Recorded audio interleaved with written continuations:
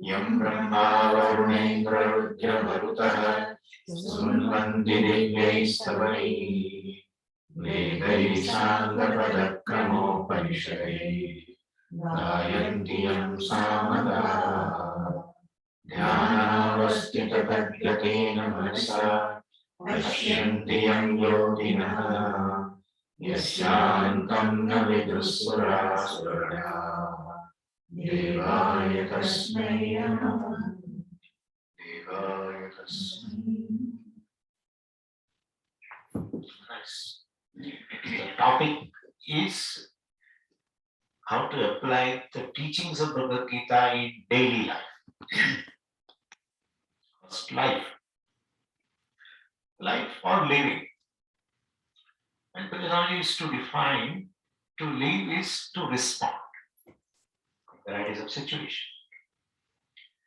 One can be alive, but he is not living life.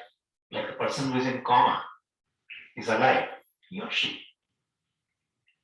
But he's not living life because he doesn't respond.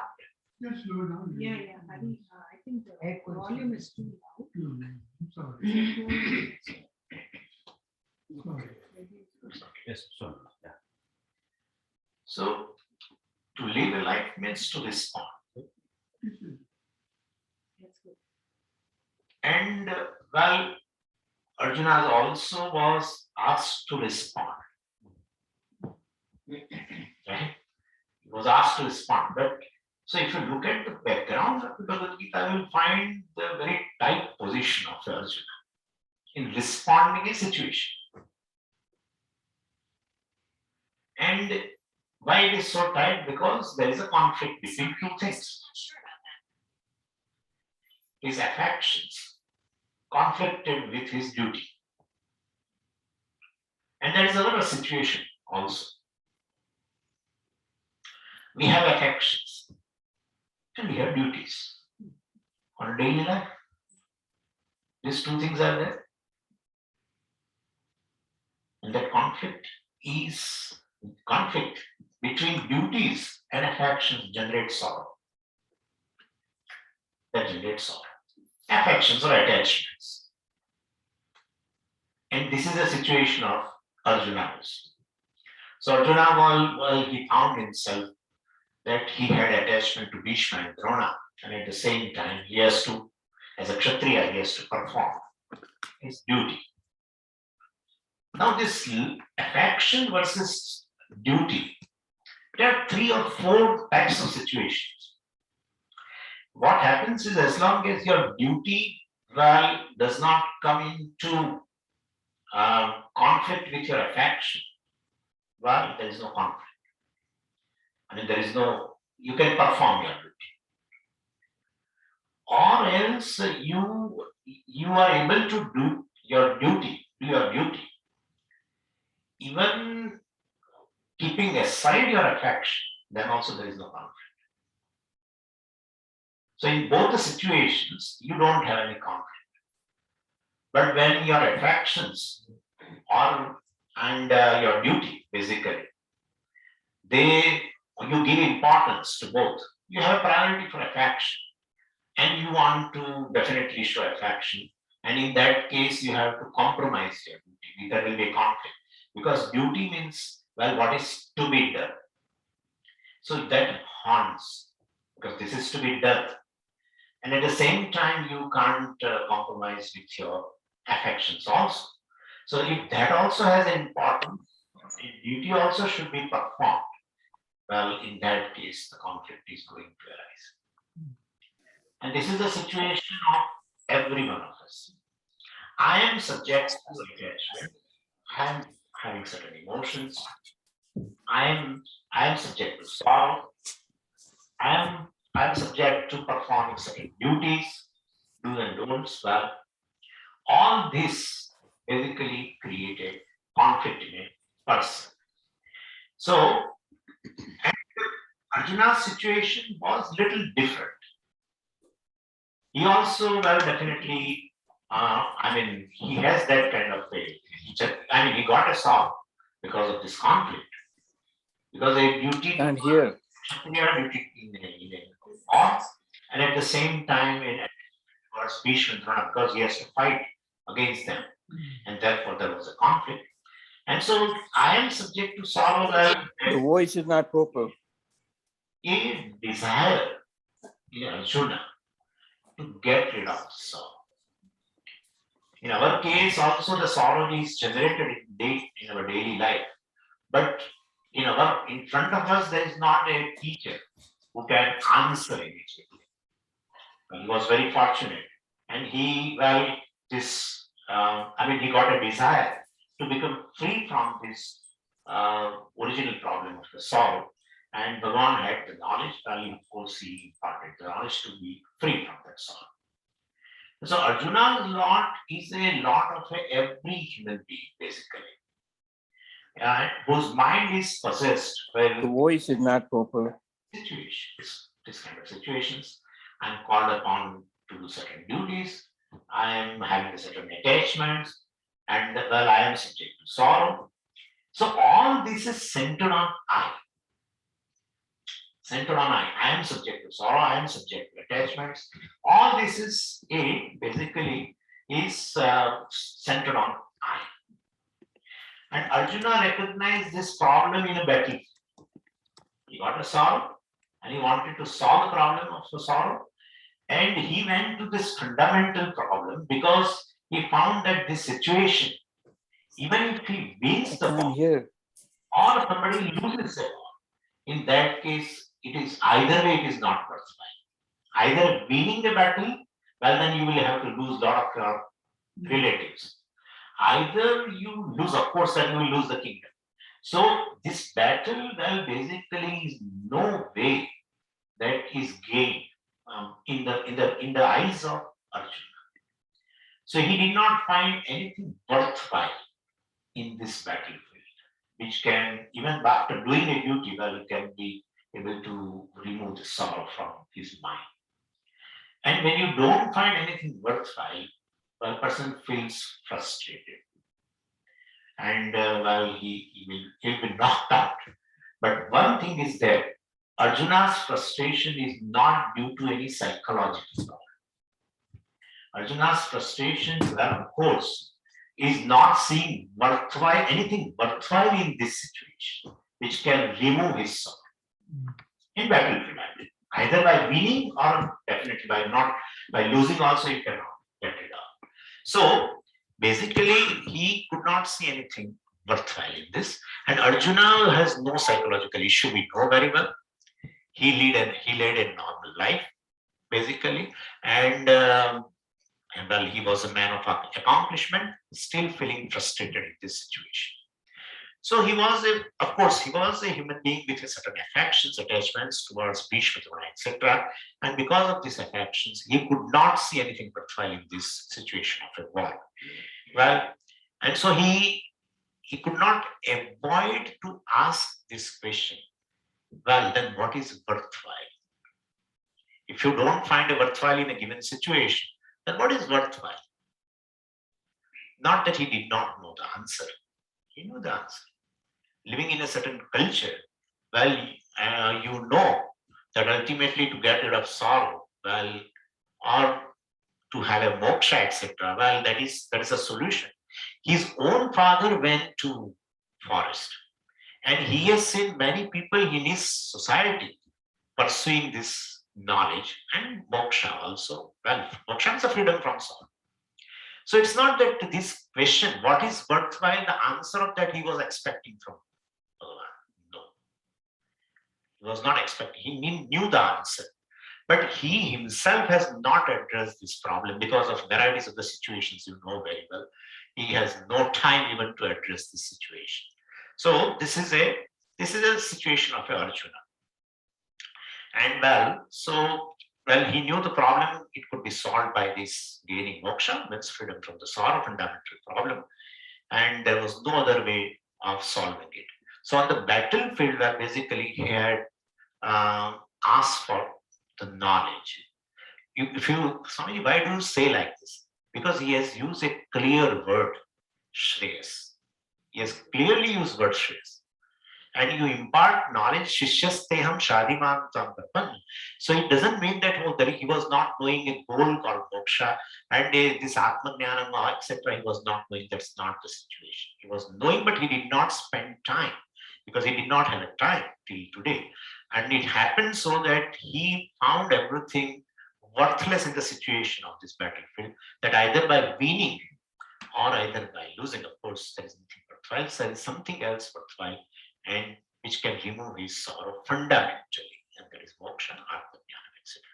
And then Bhagavan, of course, began teaching. What is the essence of knowledge? I will tell you within, because this is a big topic, atma jnana, but I will tell you the cause of sorrow is this. Either I am, I am a doer, well, that becomes a potential of a sorrow. Either I am an object of somebody's action, also create a sorrow. Either I am a doer, creates a sorrow. Either I am as a subject of an action, creates a sorrow. Either I am an object of the action, also creates a sorrow.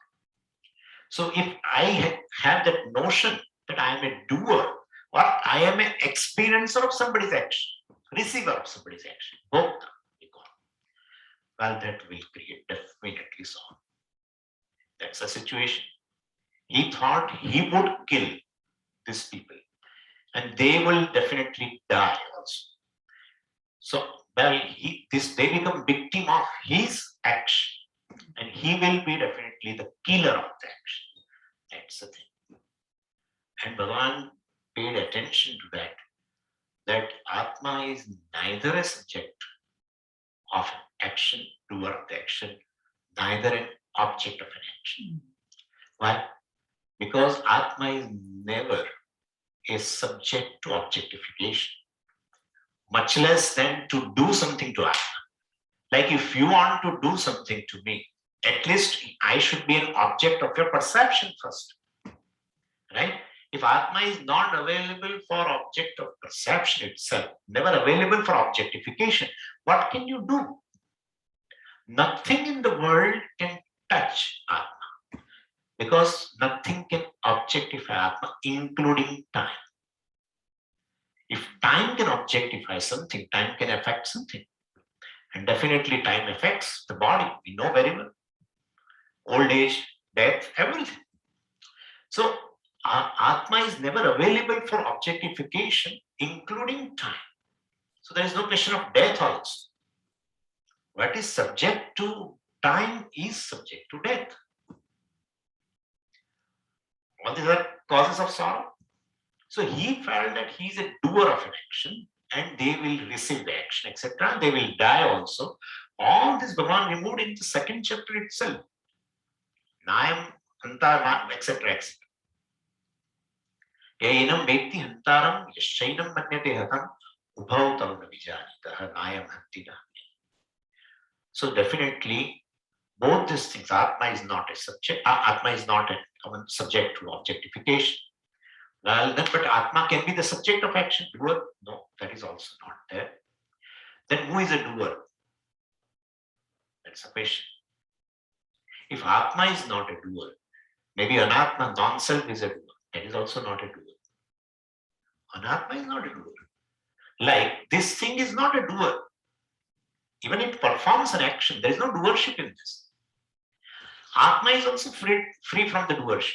Anatma is also free from the doership. And who is a doer? Who is a doer? So a mixture can be a doer.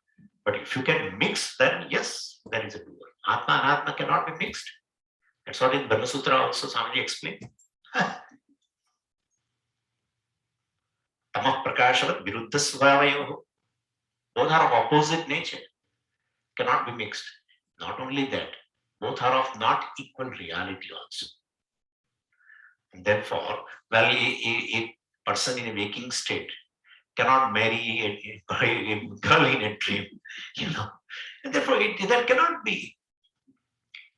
So then there must be only possibility is that if I think that Atma is a doer, etc., well, that's a dhyasa.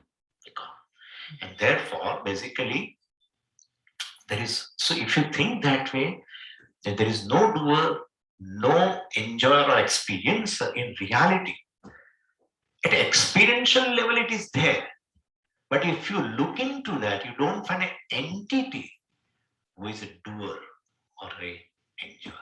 Therefore, sorrow which is born either by considering oneself as a doer or considering oneself as somebody's, as an object of somebody's action, experience, and I will talk about it, how this bhokta undergoes a nightmare.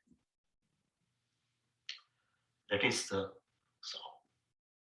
And well, if you consider yourself as a karta and bhokta, you cannot be free from guilt and hurt also. Never. And guilt and hurt is none other than the manifestation of sorrow. And so Bhagavan gave this teaching. And self-knowledge means this. Atma is not an agent of action. Atma is not a receiver of somebody's actions. Bhokta. That's it. No guilt, no hurt, no fear of death, because time also does not affect it. It's not available for objectification for the time also. And therefore, there is no question of birth, death, etc., or in between old age, etc. Anyway, so this is self-knowledge. This may not be, you may think, what is this in daily life? What is he talking about? But what I'm going to talk is definitely much more important. Such self-knowledge definitely requires a preparedness of mind. And our daily life, we should live in such an intelligent way. Well, so we will be automatically get prepared for this knowledge. In fact, self-knowledge will be, if mind is prepared, this self-knowledge will be beneficial. It will be able to give this result of freedom from the sorrow. All scriptures uniformly talk about the preparedness of the mind. And well, even if you see the Veda itself, the earlier portion is not talking about self-knowledge. Earlier portion of the Veda talks about the preparedness of the mind for the self-knowledge which comes at the end of the Veda. And that's a larger portion. That's a bigger portion. The earlier portion of the Veda we call Karma Kanda, etc., is a bigger portion. Vedanta, the self-knowledge is in one page or maybe few pages. That shows the preparedness is very, very important. If I have a preparedness, I will be able to receive the knowledge.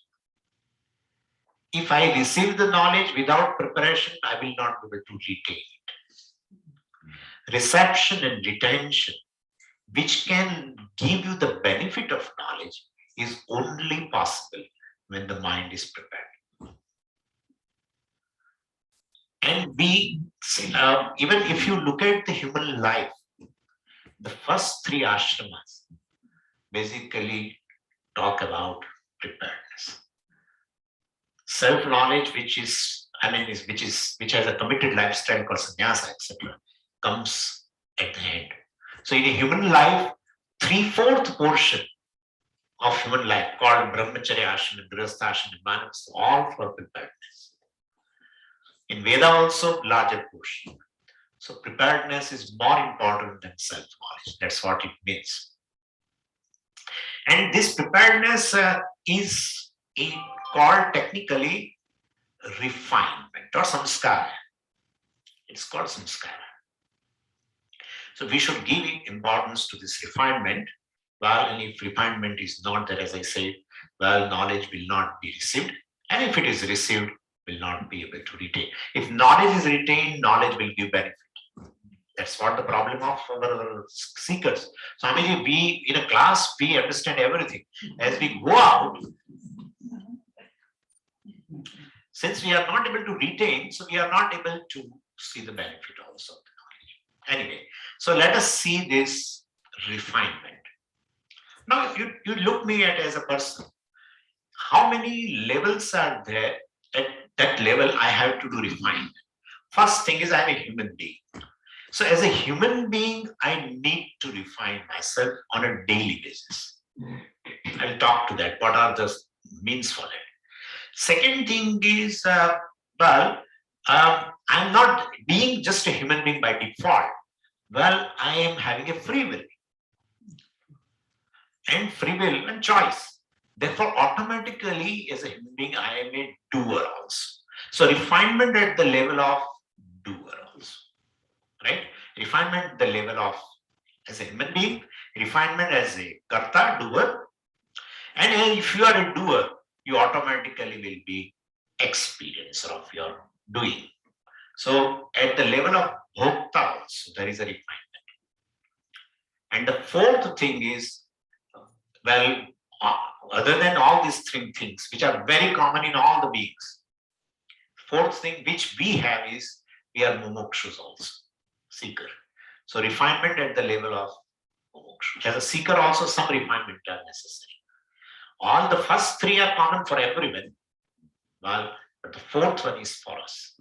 So these are the four levels, layers in our personality where we can do this refinement.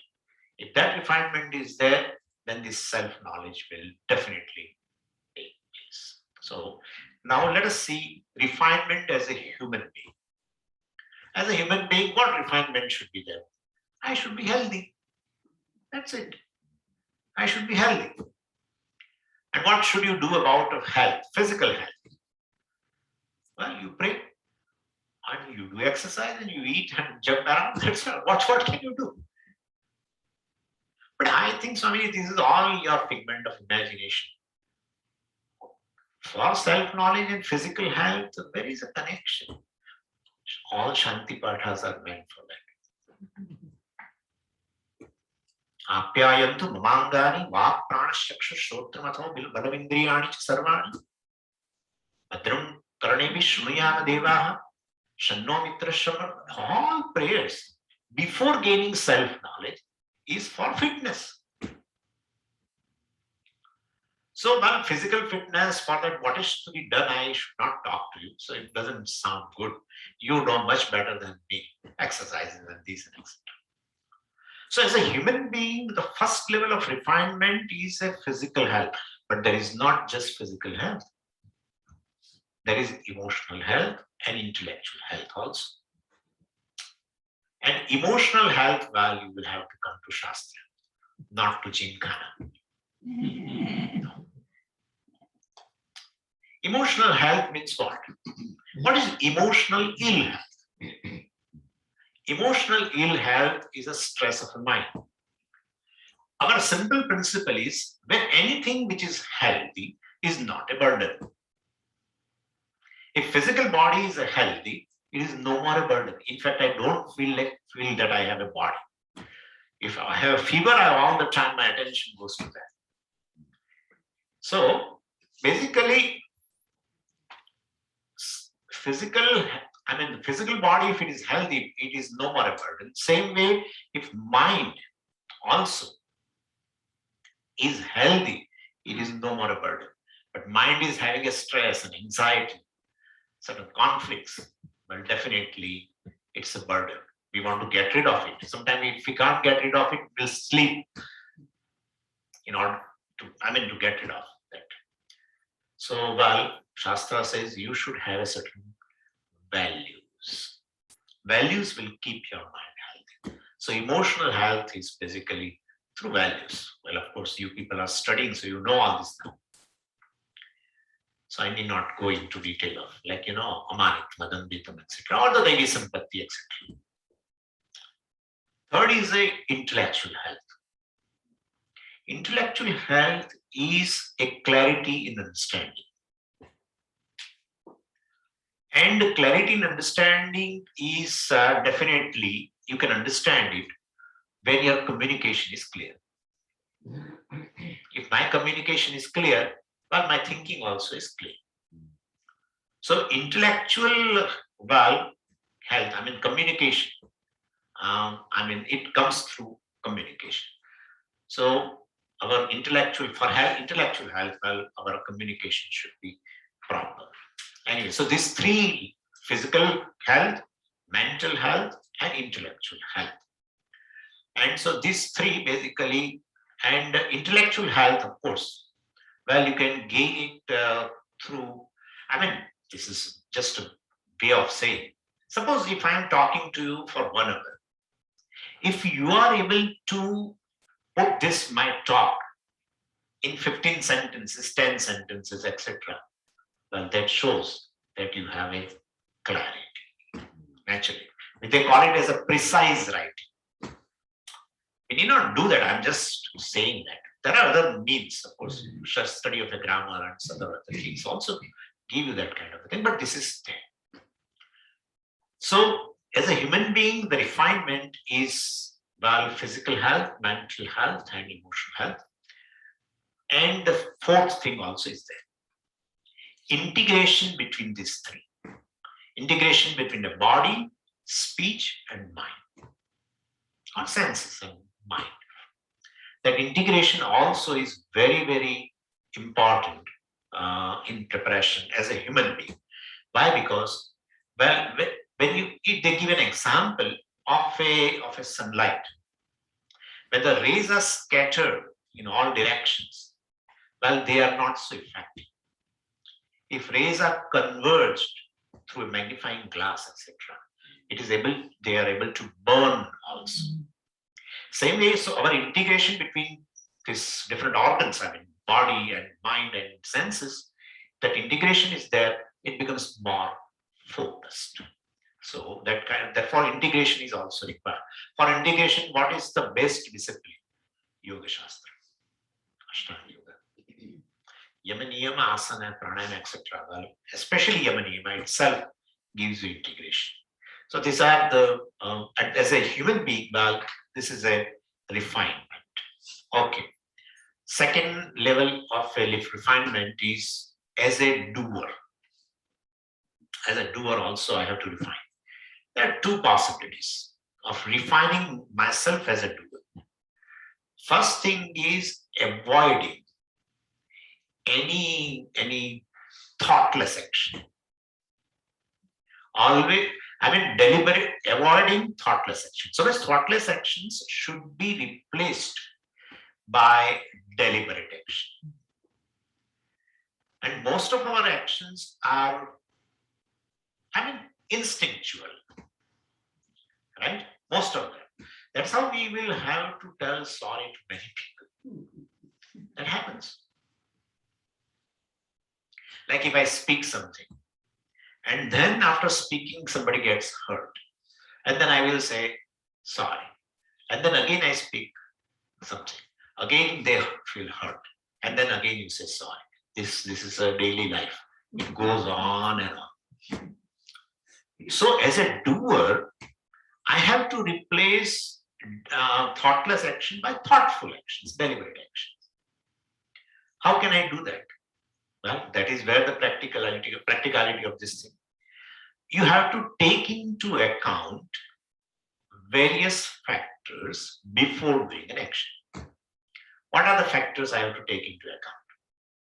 Well, first you should know that this action which you did it in past, what was the result? This action, what kind of effect will have in the future? I'm doing right now. I'm speaking something. What effect will have in a short-term future, long-term future? What effect will it have in a family? What effect will it have in an environment? All these factors, if you take into account before doing an action, then your action becomes deliberate action.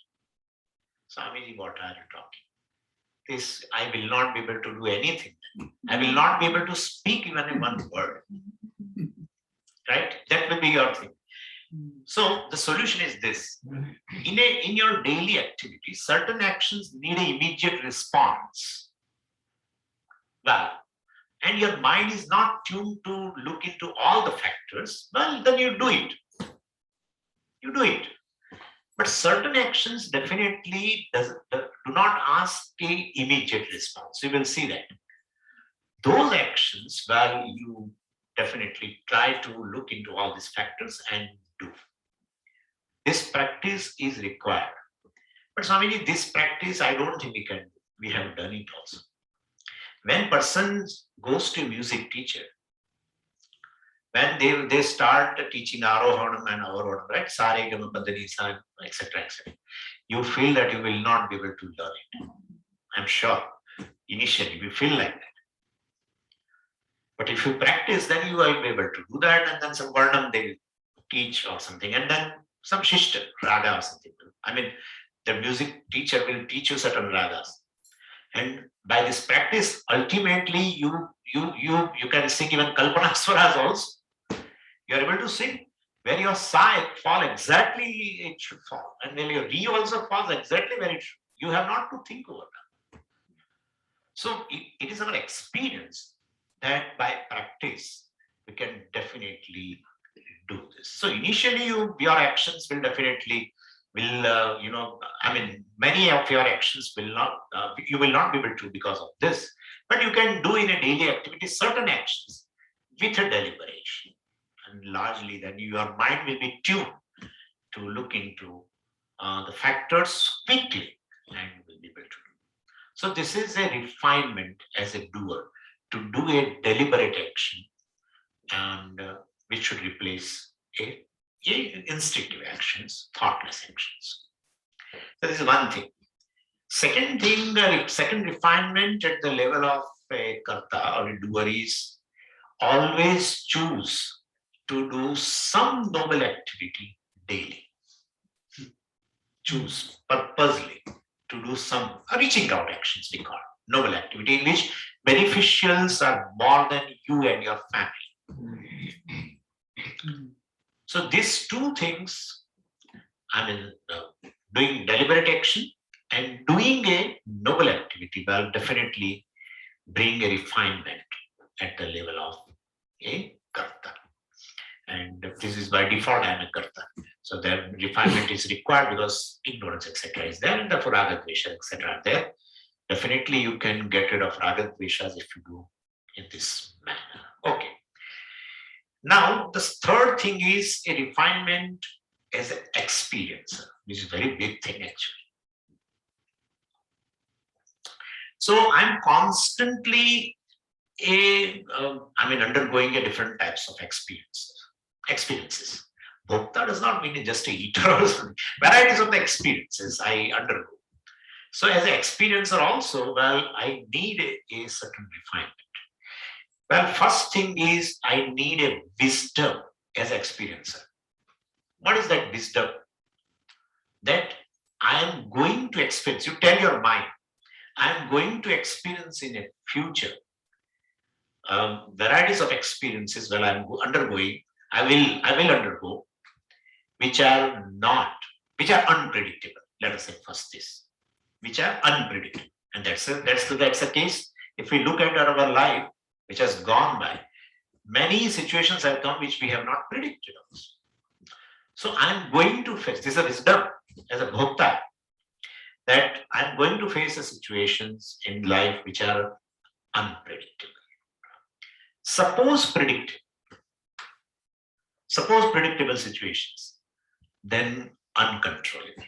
You predict that this is going to happen, but you cannot control.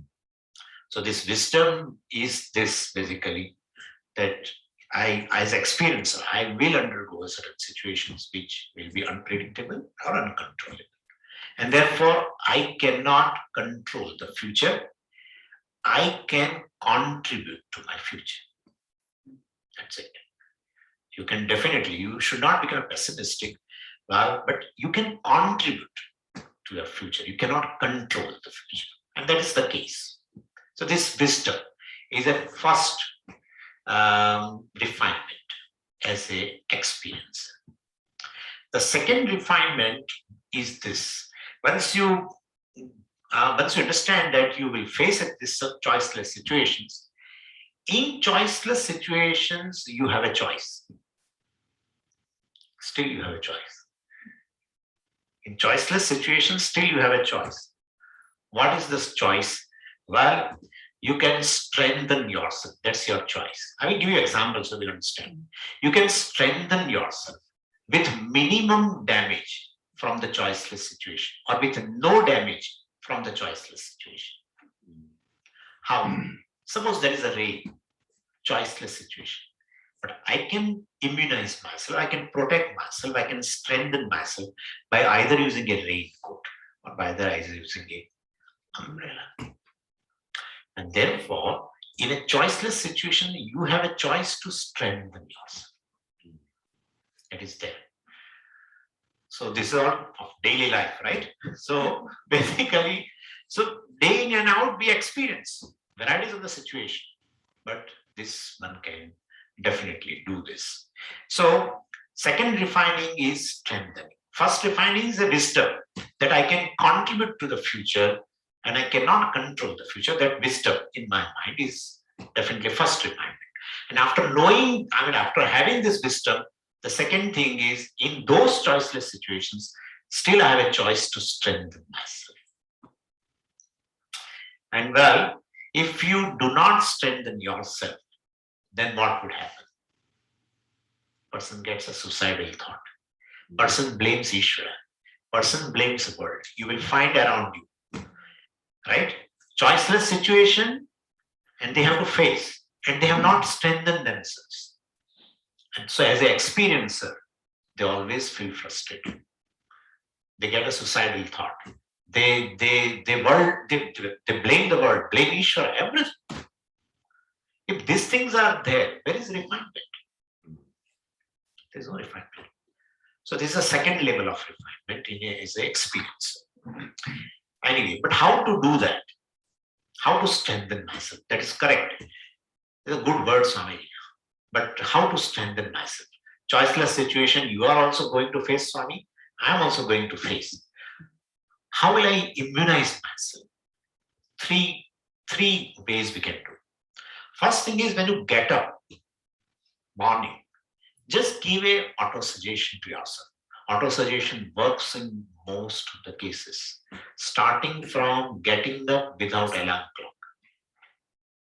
Getting up at even 3 o'clock, if you want to get up, if you do not have alarm clock, just suggest yourself while going to the bed that I have to get up by 3 o'clock, and I'm sure your biological clock will definitely wake you.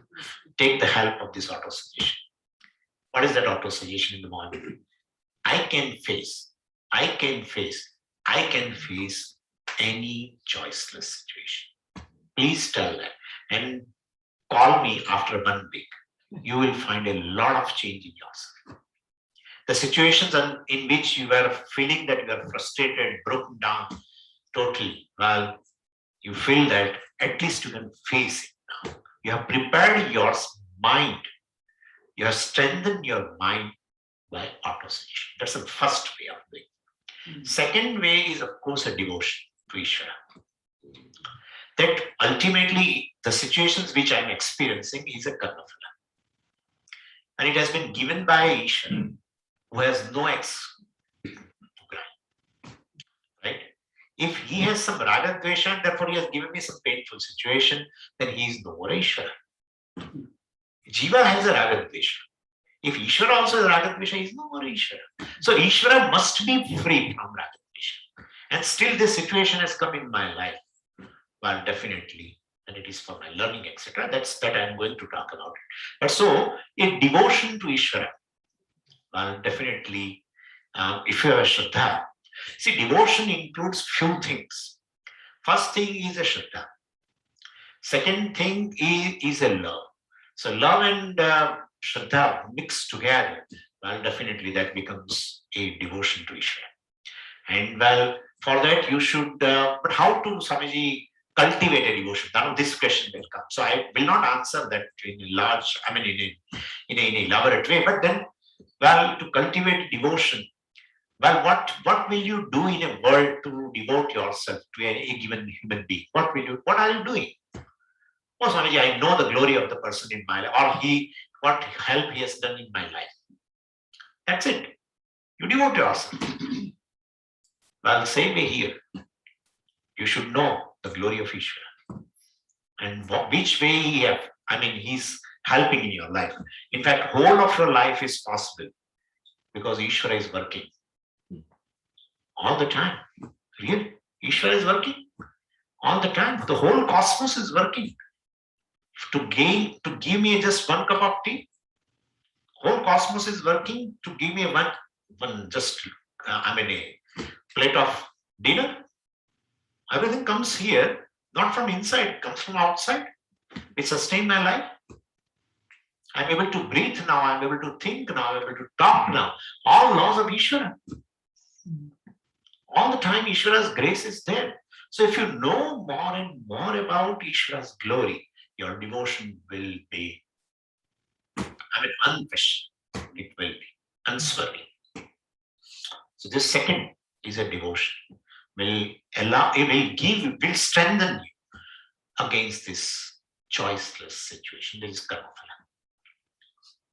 Third thing, and that is, that's a question, out of question now, but I'm just saying for the sake of narrative, that is self-knowledge, which strengthens you most. Three things are there, but of course, as a seeker, let us say, auto-suggestion and devotion helps. So this is a second level of refinement as experiencer. Third thing is, a experiencer has to be a little skillful. Skillful in order to remain away from some vicious cycle. What happens is, if you are affected as an experiencer, you will be affected as an agent of action also. I give you example. Suppose a person, a couple is there, and both of them are working. And in the morning itself, for some reason they fought, right? And both experienced pain. It's a painful experience. When they go to the work is affected. Sometimes it happens that a child has an exam, right? And parents quarrel. And child experiences quarrel and pain and everything. And when he goes to exam, it's affected. So when bhokta is affected, it affects karta. And when your work is affected, karma phala again you are going to get. So as a bhokta, you will be affected again. As a bhokta, you are affected, then you will be affected as a karta. Then as a karta, your karmas will be definitely affected. So karma phala will be affected, and then you have to experience that. So it's a vicious cycle. So this bhokta has to be little skillful. Even though I am a karta, I am a bhokta, but karta is one thing, who is doing something. Bhokta is one who is receiving karma. At least that way, well, as a bhokta, I am definitely undergoing the pain, but it should not affect my working. That also auto-suggestion one has to give. If this is difficult, leave it aside. The fourth thing is, bhokta has to be very receptive. That human life is very, very, very precious. Every day, every moment is precious. And I have a goal of moksha, etc. in my life. And therefore, silently, every experience should become a stepping stone, a learning experience, which can make me mature emotionally. So while as a bhokta, I should be very receptive. And especially receptive means what? You are able to learn from good experiences and bad experiences. And bad experiences are better teachers. Better teachers. Good experience may not. One can learn there also. And especially we have seen also I have seen that my parents have struggled or their parents have struggled, and they were able to withstand any situation. So bad experiences, painful experiences will teach you more. So as a bhokta, as experiencer, I should be receptive all the time, that every experience should become a stepping stone for me, to reach ultimately to the goal of life called freedom from sorrow, etc. And if it is not there, if you are not receptive, you will have a murmur and grumble, etc. And you will have a bitterness also. And when there is a bitterness in the mind, you cannot learn anything. At least we forget about self-knowledge. You cannot learn anything. Wherever there is a bitterness, you cannot learn. Then it's okay if I don't learn. Anyway, we have to live a life. Whatever you learn, will be not for one life, it will be for many lives. It all goes to software. It doesn't remain in the hardware. It's a memory. Software will not be destroyed, right? So definitely the software will be installed in same software. Therefore, one has to be a learning person. I'm giving you some logic. So one has to be a learning person. For that, there should not be bitterness. There should not be bitterness when painful experience come, I should be able to welcome it in order to learn. In fact, as a seeker, there is always a gain. As a samsara, there is not always a gain. Seeker has always a gain. Why? Samsari, well, anything anything becomes favorable to him, good experiences, when he will able to enjoy them, he says he has gained. But for this person, seeker, even painful experience also, he looks upon it as a gain. May not be material growth, maybe internal growth, but he grows. His vision is towards growing ultimately. But you should have some material gain also. Material gain does not give you moksha. For gaining moksha, well, you need a inner growth. And that is possible through even a painful experiences. So he welcomes looking at that. He feels that I am not at loss at all. Any situation, it is a gain for me. Clear? So this is how, well, looking at all these things, one will be able to become a receptive as a Buddha. So this is a third level of a thing. The final one is for all of us. But these three are already for everyone. As a moksha, we should definitely have faith, shraddha, and sangha, association with three things. First is a shraddha and sangha association with the Ishvara as a moksha, in order to refine myself as a moksha. Shraddha and association with the teacher. Shraddha and association with the scriptures. How to do that? Well, Shraddha, well, definitely in Ishvara. For that, you can pray to Ishvara. There is no way out. Because if you have, you have it. If you have it, you can cultivate. If it doesn't have, well, if you don't have, well, there is a lack of grace. To have a Shraddha also, you require a grace, really speaking. Because Shraddha also is in the buddhi, and that needs a certain environment in the buddhi that has been given. Like a sattva, etc. But anyway, so Shraddha and association with Ishvara, well, if it is there, definitely with Ishvara's grace, well, moksha can gain. He can cross all the obstacles. How can you say, Swamiji? Bhagavan has told, Machitta sarva durghani mat prasadat tarishas. Machitta, if your mind is devoted to me, sarva durghani, I will make you free from all obstacles in your mind. Well, then your mind will become ready for gaining knowledge. So Shraddha and association to the Ishvara. How to now have an association with Ishvara? I cannot have a satsanga with Ishvara. How to do that? So you should exclusively spend time daily with the Ishvara, in terms of puja, in terms of meditation, in terms of japa. Most of the people do, while cooking, they chant Vishnu Sahasranama. No, that's an extra. At least 10 minutes, 50 minutes, exclusive time with Ishvara. That's called association. That's an association.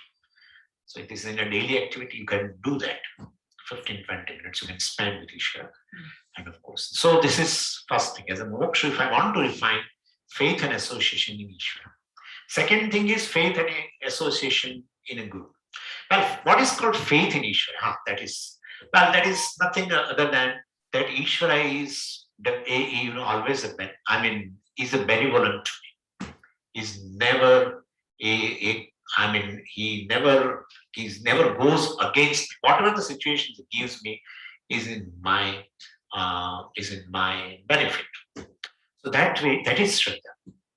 Anyway, now second thing is a Shraddha and association with the teacher. Association with the Shraddha in teacher means what? Whoever may be your teacher, he always does good to every seeker. And to me also, of course. And association with teacher means not sitting with the teacher. You should receive the teachings from the teacher. That's called association. And third thing is Shraddha and association with Shastra. The difference between an association with the Shastra and association with the teacher is this. Association of teacher will not be permanent. Association with the Shastra is permanent. And so you should give more weightage to association with the Shastra. Shastra means, then how will I associate with the Shastra? Well, you have some notes or books or anything. Keep reading on a daily basis.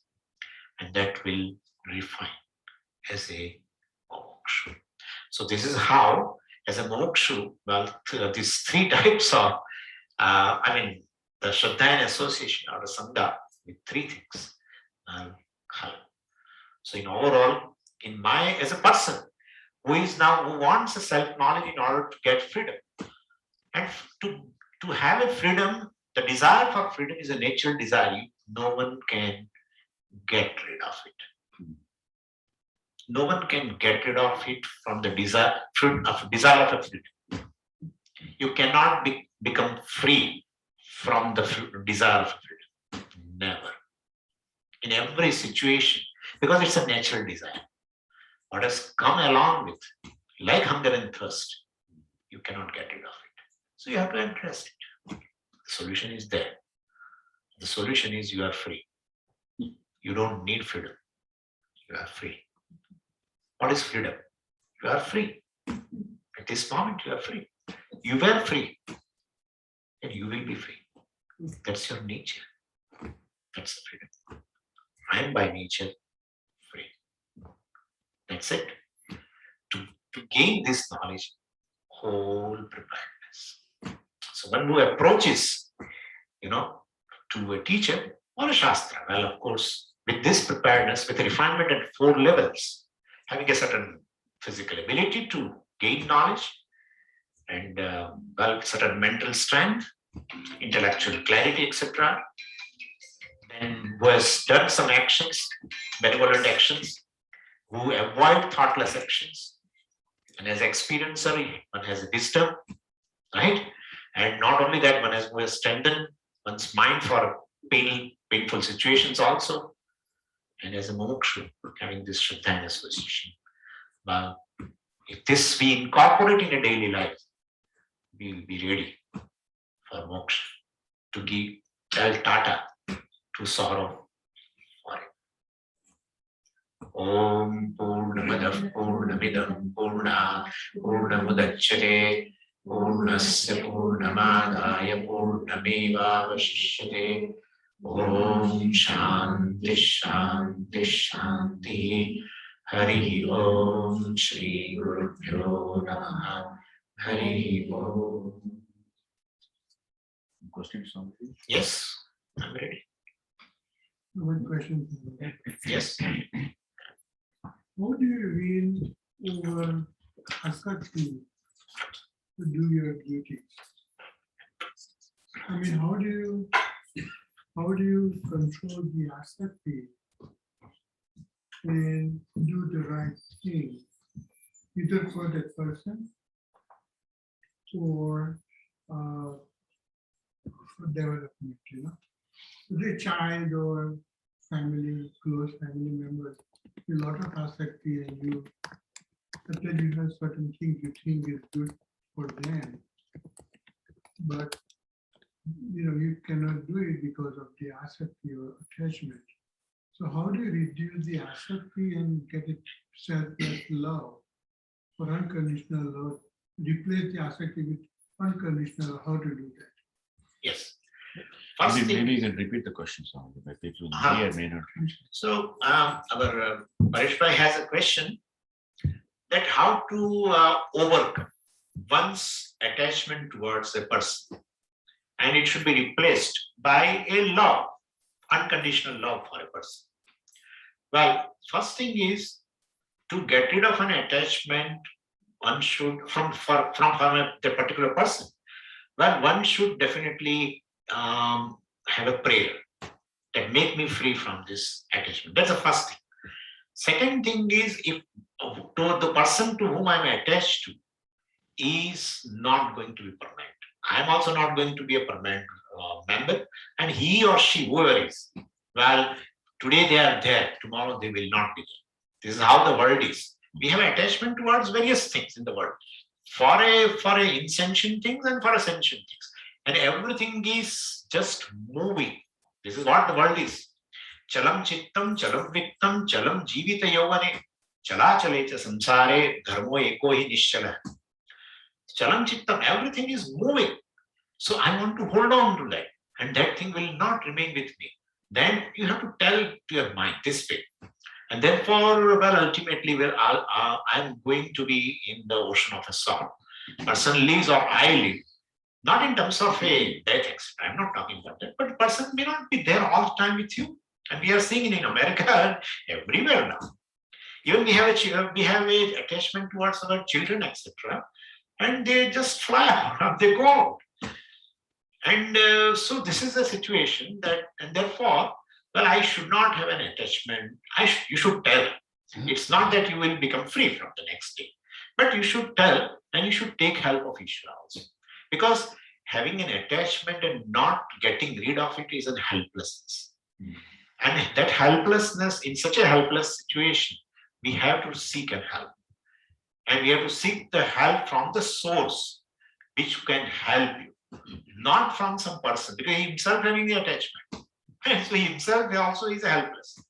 And therefore, we should seek help from Ishvara. Definitely. This is a thing. And second thing, as I told you, is to understand the nature of the world. That nothing is constant. That's how Jagat, the definition of Jagat they give is Gacchati eva natu pratyagacchati iti Jagat. Gacchati eva. What goes, goes. Natu pratyagacchati. Same situations, same people. I mean, we love children sometime when they were small. And when they are grown up, you automatically see that your love is not, because they themselves show their individuality, etc. And then your love also diminishes slowly. And then you remind yourself, and you remind to him also, that when you were small, I was loving you this and that. Those days are gone. Nothing is constant in the world. So if nothing is constant, I should not hold on to the thing. Even if I hold on, thing will move away. So this is, but I am not able to do something. So then take help of Ishvara, and you will see His grace He will make your mind a free, conducive environment in which you have a love for the person, but you don't have an attachment to the person. Parents tell me also now. Many parents in America, I'm telling, they tell, we love our children, but if they have their own way, and if they call, it's fine. If they don't call, well, I'm fine. So when they say when they need advice and they come, we'll give. If they need something and they ask, and then we'll give. But we definitely have no insistence on that. We don't poke our nose in the daily chores, etc. I mean, so it takes time. Yeah, it's not that easy. You're right. But we should definitely take help of Ishvara. And whether should I pray to Ishvara or not, we should pray. We should pray. One should become free from the attachment, not from the love. And love means you accept a person as it is. Attachment, you don't accept the person as it is. You want a change. There are many differences, but let's talk about this. Big difference is this. In love, you accept a person as it is. In attachment, you don't love the person as it is. You need a change. In your vision, the person should change. The person doesn't want to change. He says, you change. That's it. So in attachment, there is a tussle and tug of war. So we have to get rid of all this. Yeah. But we have to pray. Every seeker has to pray. Believe me. Every seeker has to make pray in order to make herself or himself free from attachment. More the attachment, more the obstruction.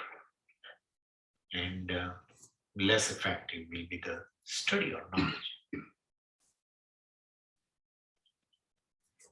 Swami, is it right to say that or qualify on devotion and faith to Ishvara, to say that one has to have Sharanagati? Yes, in devotion there is a surrender. So that is a qualification. That's a qualification. You qualify for the devotion as Sharanagati. Absolutely beautiful. Surrender. Yeah, I did not mention that, but she has mentioned. And that's how in Vaishnavas, Ramanujacharya has shown 6 types of Sharanagati. Anukulyasya sankalpaha pratikulyasya varjana. Whatever is, favorable to Ishvara, that is favorable to me. Ishvara says, this I like. I also said that, yeah, that exactly I also like. You have a surrender to Ishvara. Whatever is unfavorable to Ishvara, that's unfavorable to me also. And when there is no conflict, you have surrendered to Ishvara. Right? There is a surrender.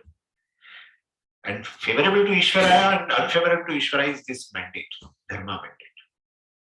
What Ishvara likes is dharma, basically. So whenever one person follows a dharma, looking upon dharma as a manifestation of Ishvara, it's a surrender to Ishvara.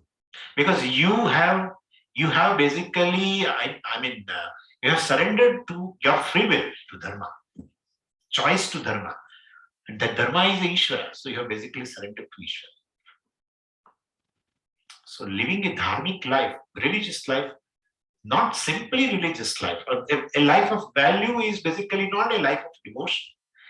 But when you look upon that, this right and wrong, etc., is the manifestation of Ishvara, and then you surrender to that, your free will to that, well, there is a devotion. There is a surrender to Ishvara. It's not surrender to your own just values, etc., but surrender to Ishvara. Because in your vision, Ishvara is an altar of a dharma. So that is, you are right, surrender. Whatever he does is good for us. Right? That's what we discussed a little bit in a different way. So painful situations around. I did not touch karma yoga part, etc., because I thought this is a better way of doing. If I say karma yoga, prasad buddhi, etc., you say Swamiji, it is enough. So you won't. That's how this is a refinement, which we can employ. Yeah. Swamiji, you started by asking the question, who is the doer? Am I the doer? Or I am not the doer? A little more explanation on that would be a great help. Number 2, an annexure to this question. Also, in the process of the discussion, you said, I am a doer. I should refine myself from a thoughtless action to a thoughtful action. Yes. And also you enumerated various factors before doing an action. Yes. If you can describe the actions before, the various steps before the doing and deliberate action. So the question is this, what are the factors one should look into before doing an action? So definitely if you look into the factors before doing an action, the action will be deliberate action, right? And what are the factors? First is a past experience. In past also I have done the similar action which I am going to do now. I did it before. Well, what was the consequence? I am speaking these words, even though I have no intention to hurt, suppose. But before also I spoke this kind of words, but the person was hurt. No, I don't want to speak this. Sometimes we give advice to the person in his or her benefit. Person feels offended. It happens. in his benefit, but still he feels offended. And again he came and he or she were, and then you again want to give a piece of advice, and you are about and you remember the past. No. What if it is good for the person? No, I'm just saying, let's first discuss and come down. sorry. That's okay. Then we have to see, I'm going to do this action that of course doesn't have any, bearing on the past. But what will be the consequence in the short-term future and long-term future? I'm going to do this action. These are the factors. Fourth thing is, sometimes you do a certain action and you are living in a family that affects the family. You are doing certain action, speaking something, doing something, affects the family. Right? So, well, you have to think over before that. And fifth thing is environment. You do certain action by which environment is getting polluted, etc.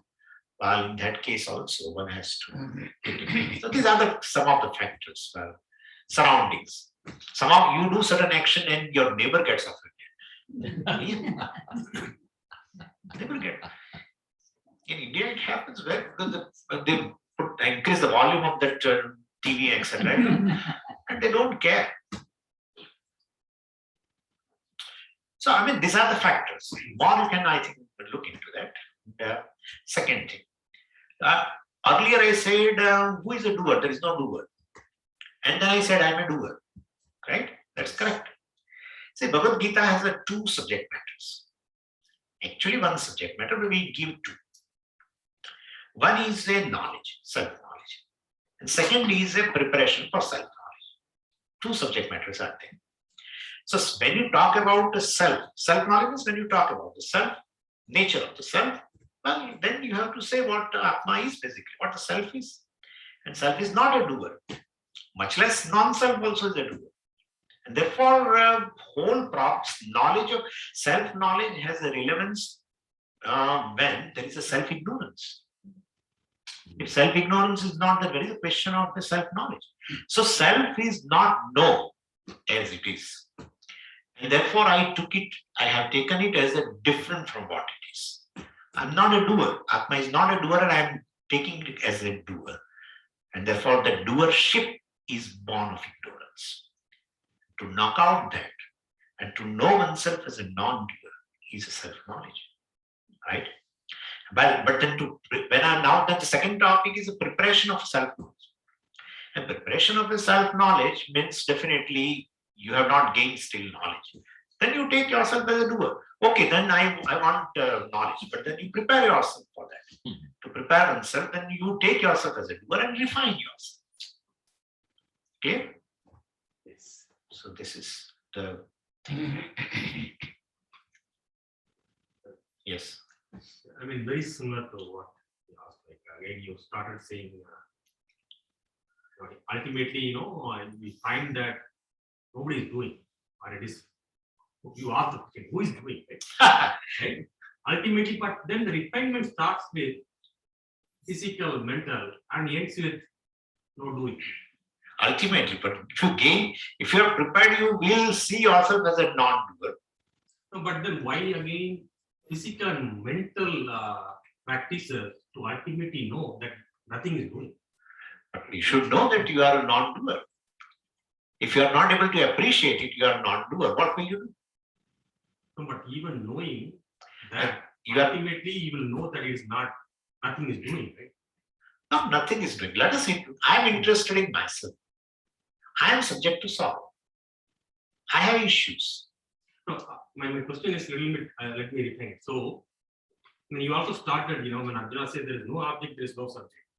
But again, when you, in your Atma is not a subject, Atma is not object. Correct. In the refinement, when you say, you pray to Ishvara, again, Ishvara is subject, right? Yeah. Ishvara is object of prayer.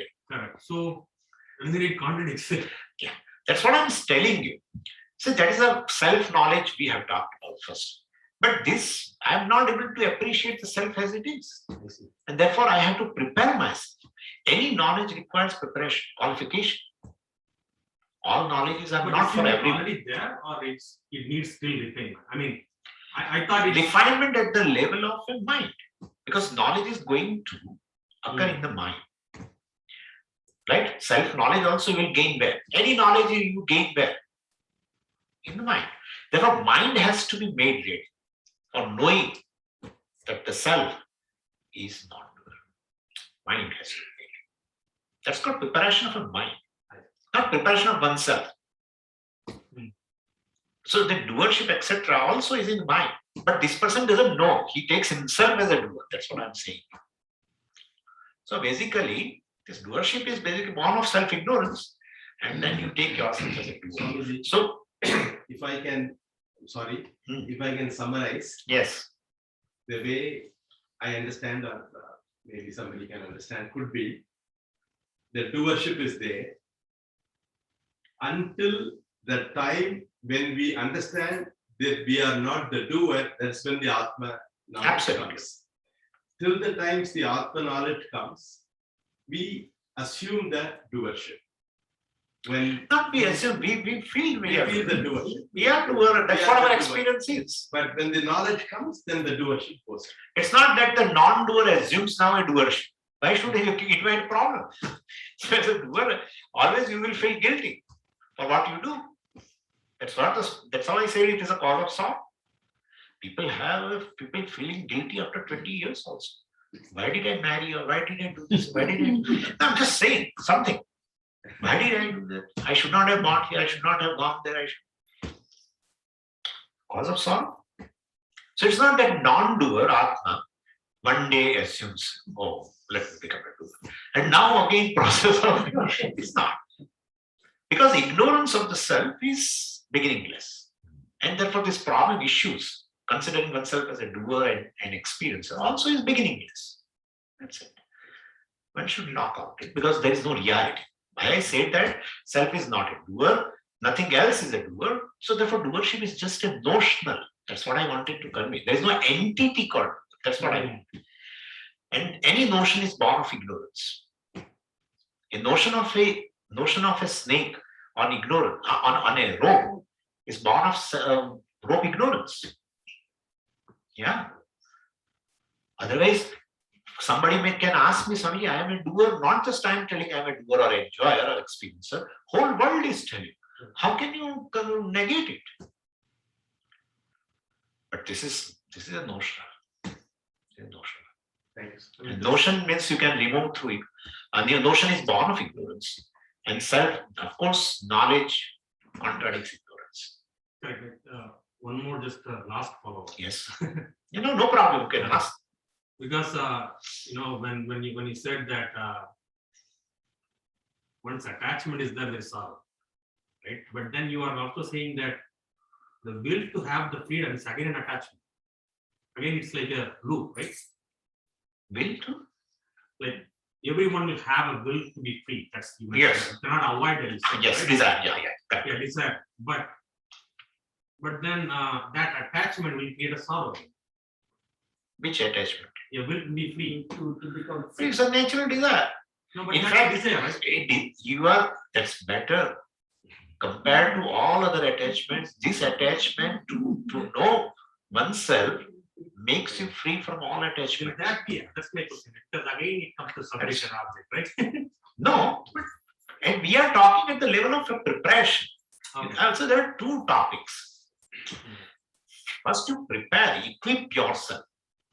And at the time, whatever notion about yourself is there, let it be there. You refine yourself. That's what we say, refine yourself. And you, get ready yourself for the knowledge. And then you knock out that. All your notions pertaining to you. Even a refined self also. Oh, I'm a refined person. That's a notion. Atma is not a refined. Neither Anatma is refined. So I am refined also is a notion. But it is required to know, to knock out even this refined, unrefined, etc. Everything. Teja dharmam, adharmam cha. What is that? Ubhe satyanate teja. Ubhe satyanate tyatva yena tejasi tat teja. So teja dharmam, adharmam cha. Teja adharmam. Give up adharma by dharma. And then ubhe satyanate tyatva. Ubhe satyanate teja. So give up falsehood by Satyam. Then Ube Satyagrate Tyaktva. Now give up both by knowledge. Dharma and adharma both. So this is just I'm saying. So ultimately, I'm a dharmika, I'm a refined also. That's a notion. But you are required to know this that I'm not even, I'm free from dharma also. That's all. So anyway, so one is at the level of a preparation where we take ourselves to what we are, self-ignorant, having different self-notions, I'm a karta, bhokta, etc. And then refine yourself and get ready and then knock out. Once you are refined, you are able to knock out whatever notions of the self are there. If you have some questions, you can ask me. Don't worry about that. So we should argue or not. You can argue. Whatever we know, we will tell you. Whatever we have learned, we can tell you. But Vedanta definitely involves this dialogue in which the person asks the question and the other one answers. That is how it is actually. So here there is nothing to be accepted as it is. So if there is a duty, you should keep the asakti aside and do it anyway, right? That's what I Whether the told. person likes it or That's not. one of the possibilities that your sense of duty is so high that you keep aside an attachment towards things. And you do the duty. Sometimes that creates argument. That creates argument, conflicts, that's true. But then conflict resolves also. If you give importance to the duty, initially there will be a conflict with your things which you are attached to. But ultimately, those conflicts will resolve. If you give importance, say this, if you give importance to the attachment compared to duty, conflicts will remain forever. If you give importance to duty compared to attachments, there will be initially conflict, but you will become free from the conflict. Because you cannot avoid this sense of duty, dharma, because it is there in your buddhi. This is to be done. If nobody teaches you, it is there. I should speak truth. Nobody, no teacher tells me. Because that's what I expect from others. Why everyone expects that other one should be truthful? Who has learned this? Even Eskimos must be knowing this. He should not be cheated, he should not be lied to. He knows. So you are born with.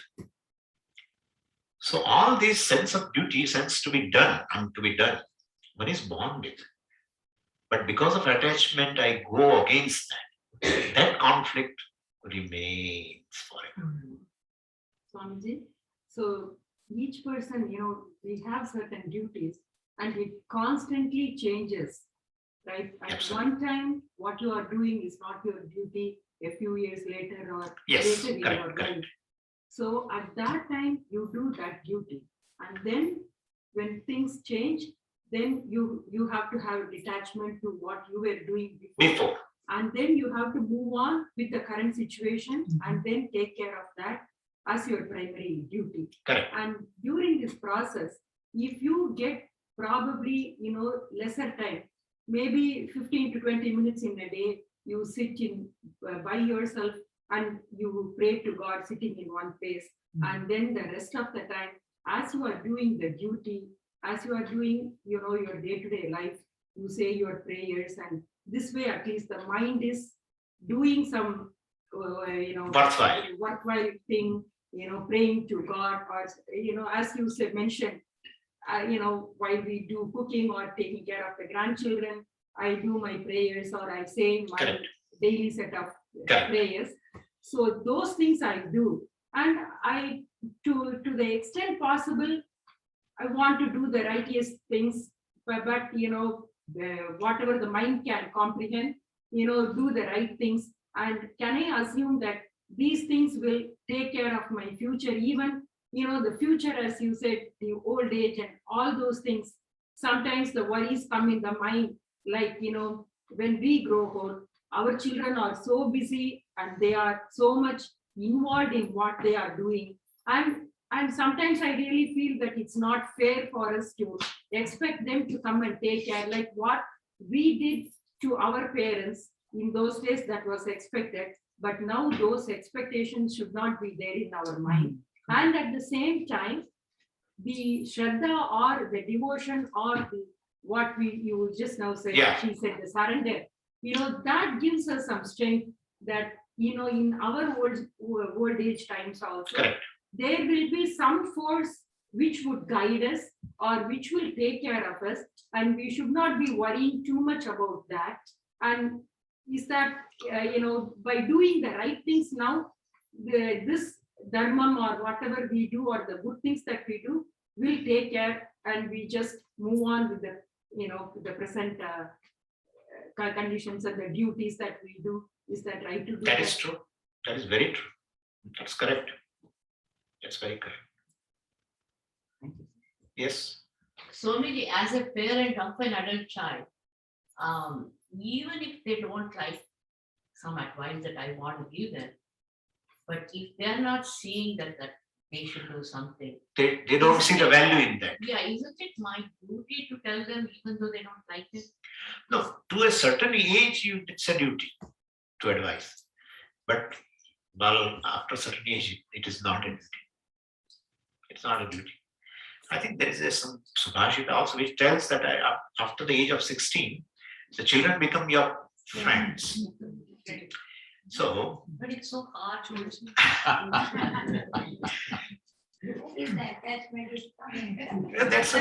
that will be there.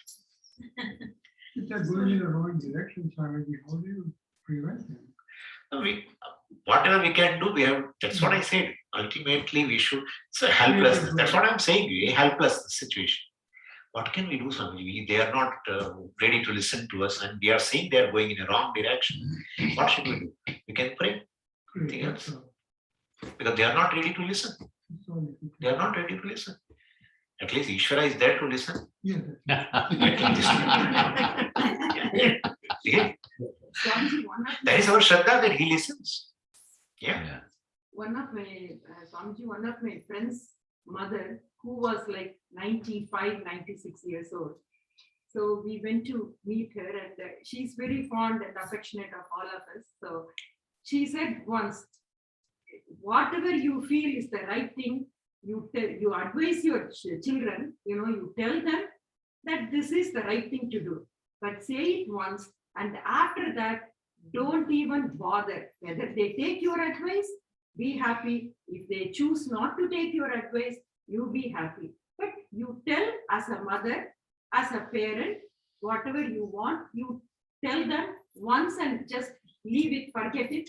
Whatever they want to do, they will do. So this way, you have performed your duty or whatever is expected out of you as a parent, as a mother, you do it. And then after that, just leave it to God. He will give them whatever they have to do is. But leave it to God means actually we have to do positive. They do is We have to do a prayer to God. Sometimes we feel that well, Ishvara is omniscient, he knows everything, and therefore he will take care. No, he doesn't take care. We have to Really, pray. And when we pray for others, Swamiji, does it have a effect also, right? It will. For anyone you can pray. For anyone we can pray. So well, that is there. And prayer is effective, we know also. But Swami, it is effective or not, that's just. If Shraddha is there, then you see the things. Yeah. That's how you very important as a moksha. Shraddha in Ishvara is very, very important. But Swamiji, how to cultivate Shraddha? Then definitely you should read the glory of Ishvara. Right? How in the varieties of situations. That's how Avtara is there. Manushya Avtara has been taken by Ishvara to show ultimately the glory as a Ishvara, what he has done. All the avatars, but especially Manushya Avtara. You should do Radha Krishna serial. Anything. Our all Shastras are there which depicts the glory of Ishvara. And when you read that, well, you will always, your heart gets filled up with the love and devotion and surrender, of course. Knowing Ishvara's, the glory. Swamiji's Shraddha in Ishvara with the total belief and the total conviction and a total Shraddha in Ishvara, if a prayer is made, it definitely is answered. There's no It is question. Everybody knows that Gandhi, I mean, we should not go up to Gandhi, but everyone prays for that. This is a well-trodden path Yes. since ages and ages. Many people have prayed and they have been answered and whatever. So Is it true that you cannot change anything? generally it is very difficult. Hmm. Generally it is difficult. We should change our mind that I don't want to change anybody. Honestly. That's what Puja Swami used to tell me. That is the Puja Swami's wisdom, Yeah. After years and years, he said, I learned this. They changed me, that's what he Huh? said. I wanted to change, I thought I could change I know. people, but they changed me. That I could not change anybody. Swamiji, Really, you will remain free. Puja Swami's statement, give freedom to others for what they are in order to remain free. Remain yourself free. It's a wonderful thing. And such a free mind can learn. Yeah. Otherwise, we can't learn. Say one more time, Swami, you have to give freedom. In order to be free, you should give a freedom to others in order to be keep yourself free. she has a question. Oh, bless. No, please. This might be a very kindergarten level question. No, but, nothing. No question is kindergarten. So, You are asking for others. no. Okay. So we don't want to ask, but somebody is asking. That's all it is. Between the thoughtless action and Yeah, instinctive action versus deliberate action. deliberate actions. So say in a period of 10 years, so if the memory about the past experiences out of a thoughtless action, if that memory came to me 10 minutes after the thoughtless action initially, and now it comes to me in 5 minutes, and at present it comes to me in 1 minute right after the thoughtless action, is that called progress or in spirituality? Can I expect that in years down the lane, I get this memory prior to the thoughtless action and can take the right In decision? fact, you should invoke the memory. That's how I'm saying. One should see people go to past for two reasons. One really wants to, respond in a present situation. For that, they go to the past.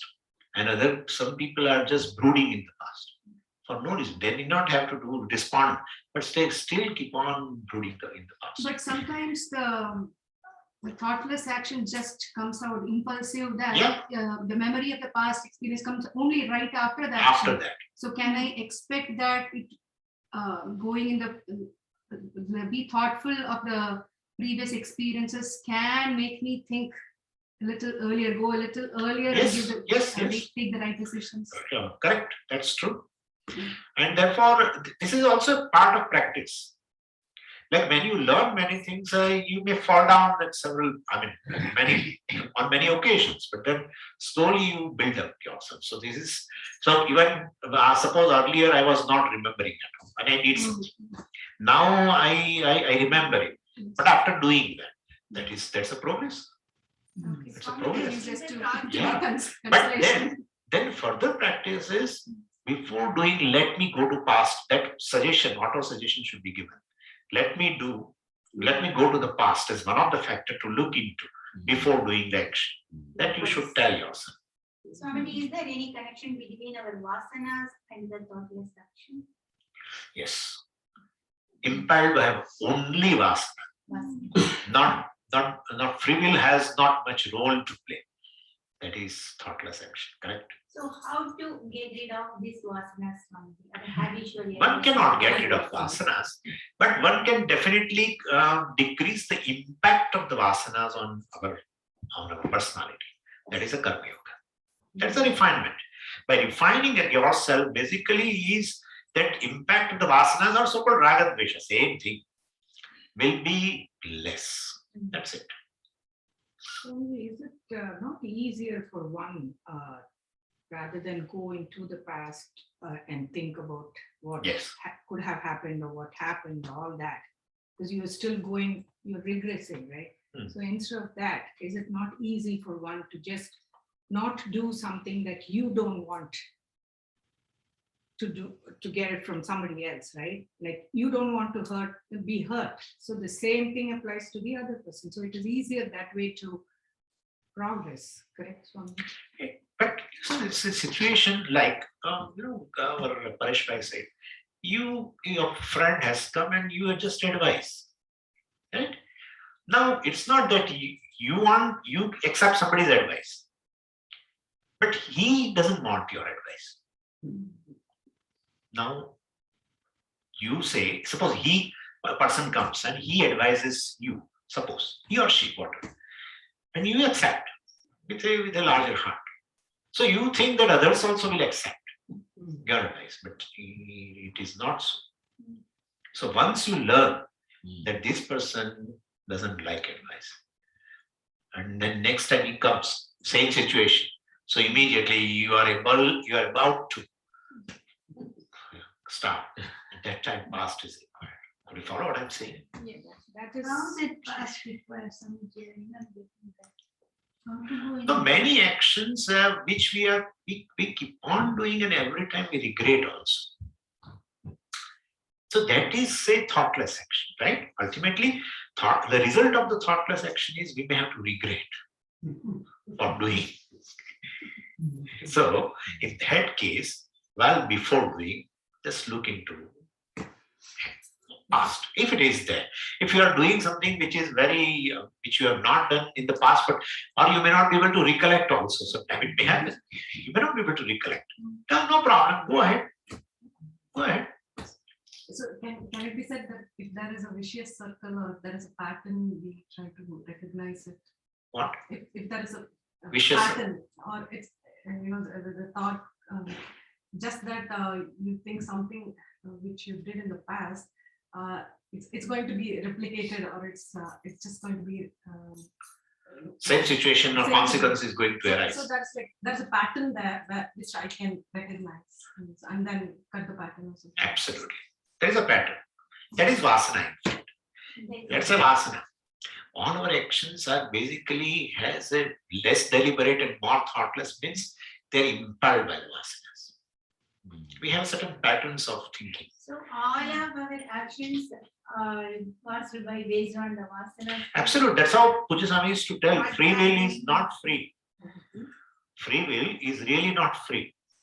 Free will is only free in one action. And that is prayer. Yeah. Because in a prayer, it's not impelled by some vasanas or ragadvesha. You are totally deliberate when you pray. Swamiji, even if like what Rani was saying, if I want to break the pattern, it's always because there is somebody else in front of me who I'm connecting with. Correct. Mostly it's the spouse. So if I want to break the cycle and the other person is not cooperating, even if I really deliberately, I have tried this. So that's the reason. Absolutely. So I try, okay, I give a not warning, caution that, I'm trying to break this. I don't want to get any further in this. So let me be quiet. But the other person doesn't want me to Remain quiet. Yeah. That's just no. Provokes. The answer is needed. Provokes. So ultimately nothing works there. So I'm just Provoke. to say. If he is provoking you and you really, you go along with, so it becomes a thoughtless action on your Yes, part. that happens all the time. So that's the reason for the last question. That's why we are punching back. We should not immediately put this thing to practice for bigger things. In a small actions in which you have not to, you have not to deal with the spouse. Those are the big things. Believe me, small actions. It happens, like in cooking it happens. Like you may feel that, okay, suppose you are coming from the work and you say, let me cook today this, poha. That's it, today I'm tired and weak. And then you got that thought. But before putting into action, you have time, suppose, in between. If I had made poha that day and my husband or something, well, he said this or he reacted on like this, or the children did not like this, etc. etc. So all this kind of, so some deliberate actions with reference to small actions you can do immediately, not with the bigger things immediately. It won't be possible. And you will, in time, what happens is you will feel that you are a failure. And especially listening to Swami, you feel that you are more failure because you are not able to put it into the practice. You are not able to put it into practice. Why should I go to Gita? Because all this is not helpful to me. Really, I'm telling you. Even most of the family members who are not attending classes, they always argue like this. We don't find any change in you. They say like that. Really, they say. They say that. But they will definitely appreciate. Even if he provokes you and if you don't get provoked, I tell you that he will, inside his heart, he will say, the change has happened. There is a change. Maybe two-step approach is People may not appreciate, verbally, not even verbally, for many years also may not be able to appreciate. But they know in their heart of hearts that this person has changed. So many, this is just by the way, I'm telling you, I'm giving you an answer. This husband and wife both have that. Both meet the Swami independently. Yeah. And both narrate, but not complain of each other. One person, the husband comes and tells, he doesn't attend classes, etc. But he comes and he said, I want to meet Swami. And then he comes and he says to me, to his wife he won't say, but to me he says that, Swami, I do find a change in my life. I've seen. So for that, well, it takes some time, but yeah. So with small actions, for which you have some time in between. Like you're coming from the work and you have to cook in the evening dinner or something. Well, simple action. Can be a thoughtful, can be thoughtless. Thoughtless means definitely this, again, they all will react. You made same thing again. We did not like that day, we told you. So it's thoughtless on our part. There's a question on the online song. Yes. What should we? Okay, there's a first question. Let me ask. So there is a question is, why don't Ashavidya Gurukulam conduct regular 3-year Vedanta courses for students who want to learn regularly, like Puja Swamiji used to do? I think there is some effort been announced by Sudharma ji. Sudharma ji announced, I think. So you may want to say that.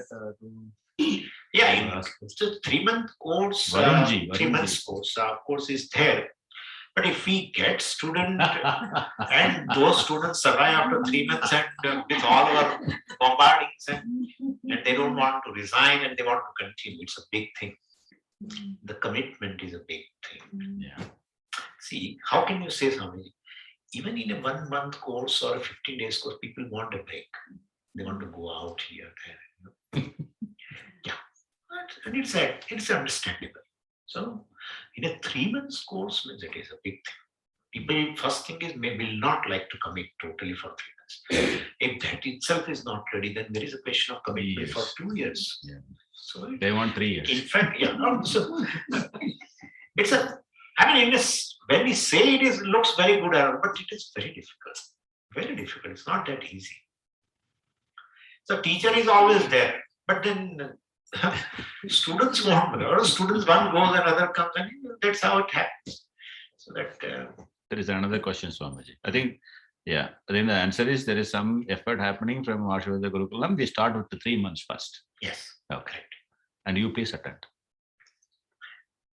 What should we pray for, when we are concerned for another person? I have heard that it is better to ask Ishvara for strength and not for specific outcomes. Is that right?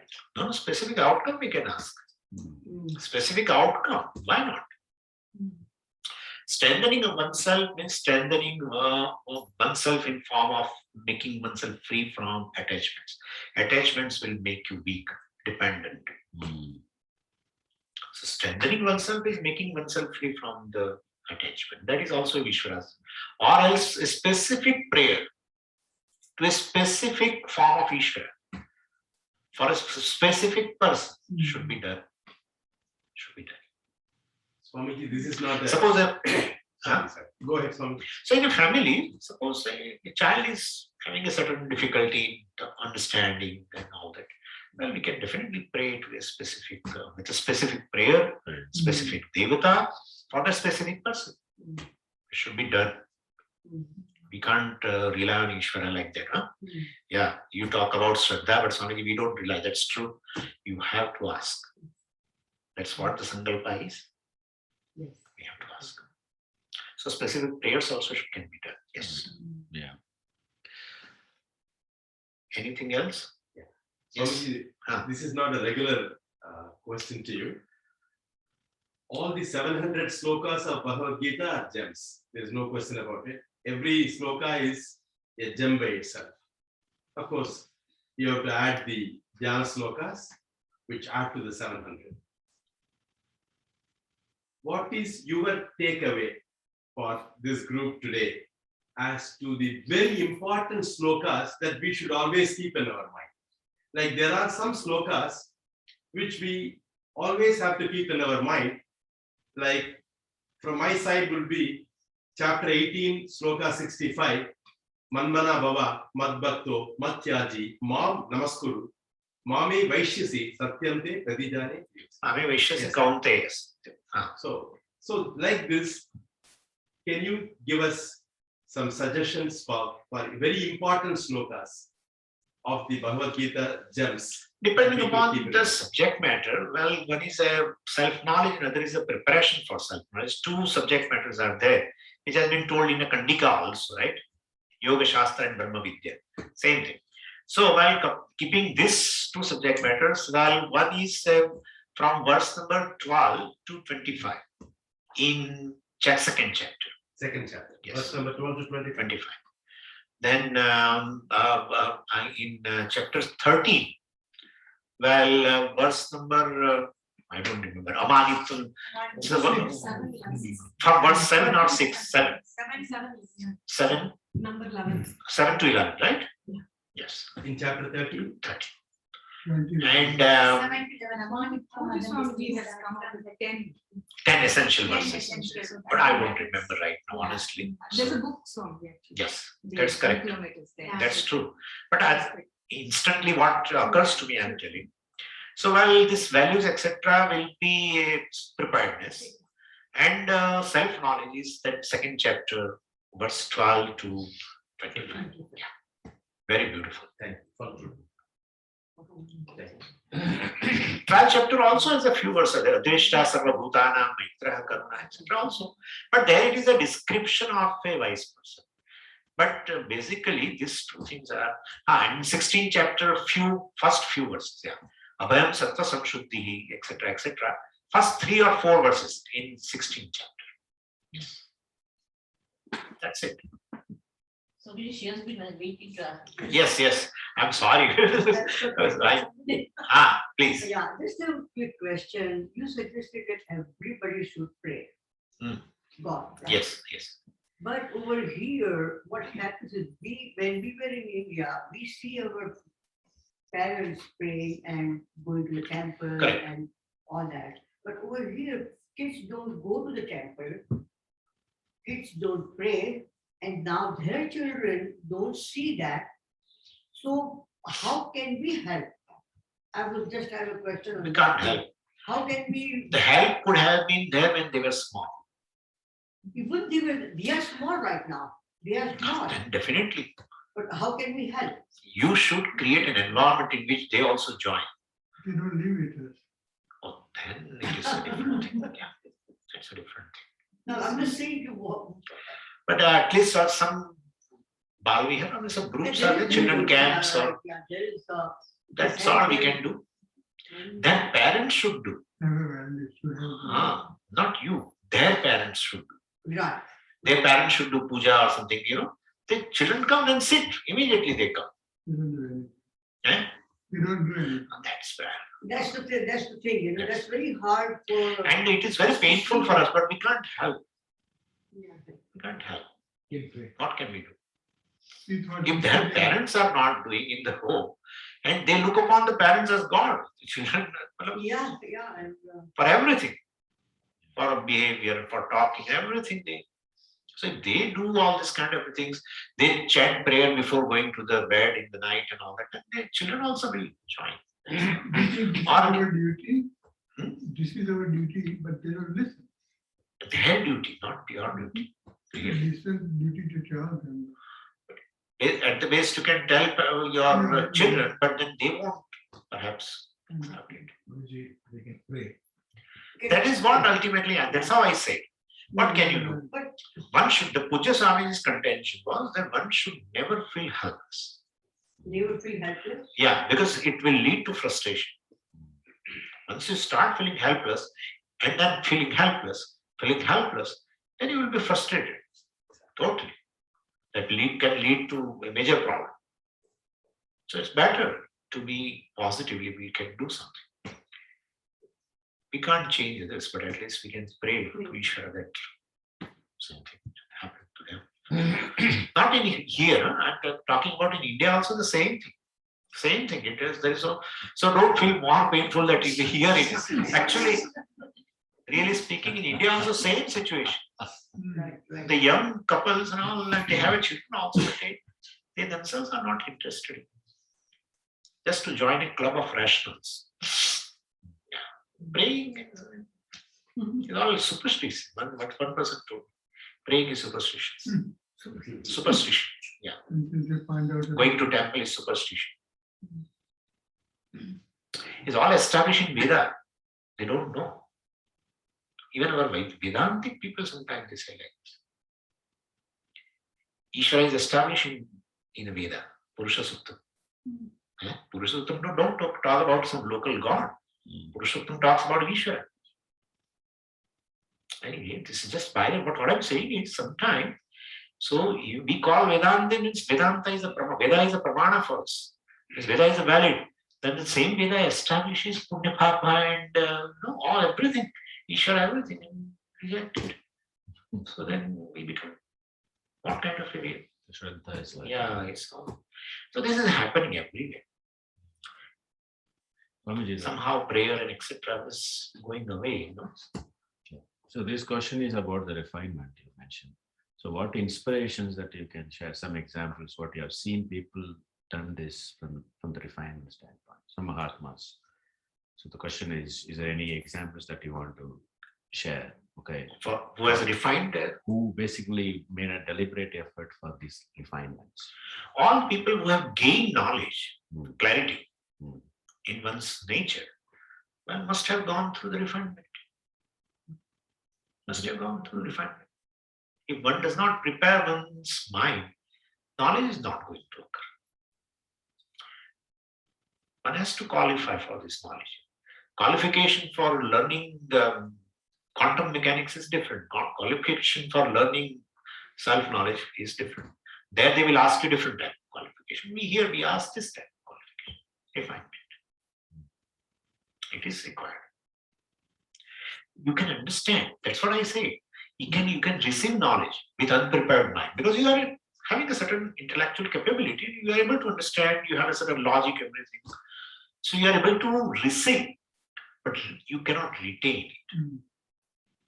Unprepared mind cannot retain the knowledge. If you can't retain what you have learned, then the benefit of the knowledge will not be there. So with all knowledge and everything, still you are sorrowful.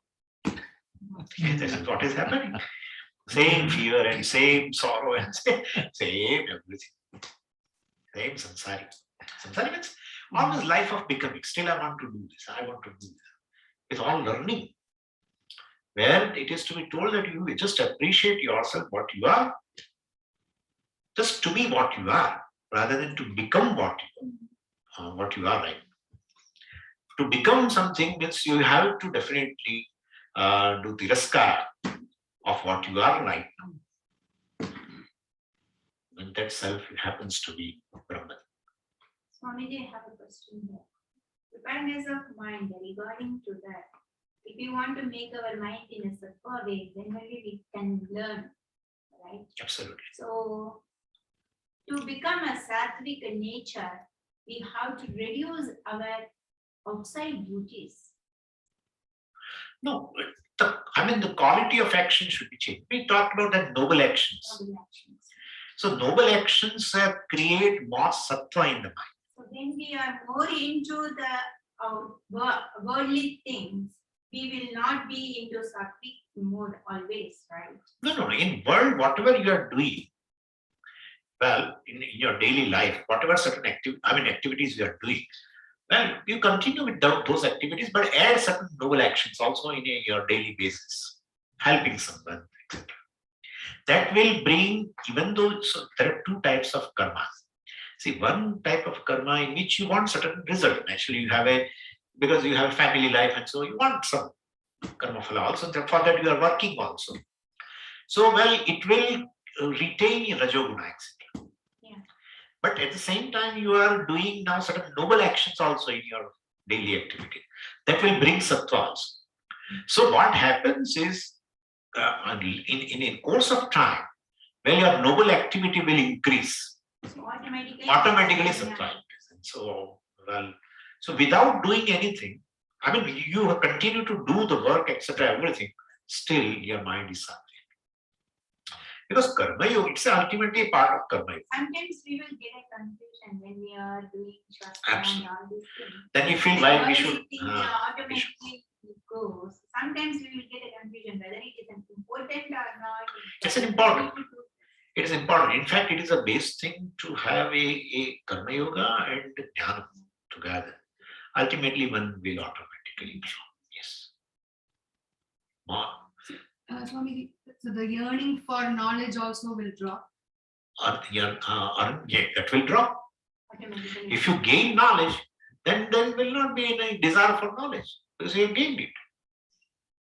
Okay, because a yearning Desire for for- knowledge is causing frustration. As just taking my Yes. example, that I could have. I could have started earlier. I could have done much better, or I'm not able to do as much as I want to. That many a times causes. That happens to every moksha. Every moksha. It's not so. It's not. That also is considered as an obstacle to the knowledge. That I have not received enough, or I'm not so fortunate, which I could have started earlier. Some people say that before marriage I could have done, then my life would have been different. So this thing happens. But we should always, as I told you, whatever the situation is there is best for me. That's because given by Ishvara. And he cannot be unjust. And therefore, well, he's omniscient. That's another thing. So he's being omniscient, he is not unjust. Right? He knows better. That Shraddha is God. Then the same situations you can do better. If you reject yourself, if self-condemnation is there, then self-knowledge, it's a big obstacle. Self-condemnation itself is a big obstacle to the self-knowledge. Because there it is told that whatever the self is there, it is acceptable self. Whatever the self is there, it's acceptable. That is self-knowledge. Means Purnamidam, you're Purnam, you're whole. But this self-condemnation should go. It's obstacle. Wherever we are, it's fine. That is what actually, this is Ishvara Sankalpa. Anybody's life is Ishvara Sankalpa. Because ultimately it's a karma phala data. So in my life, my situation, everything is Ishvara Sankalpa. My body, my mind, everything is Ishvara Sankalpa. That's what Puja Swami calls it as everything is given. Everything is given. Ishvara Sankalpa. Then we have satisfaction.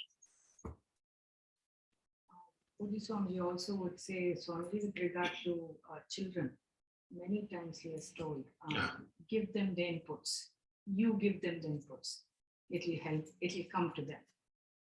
You do just give them the inputs when you have to give it. It will Plant a come to seed. them. Yes. Plant a seed. It will come to them. He was very, very emphatic about it. Every time he used to say that.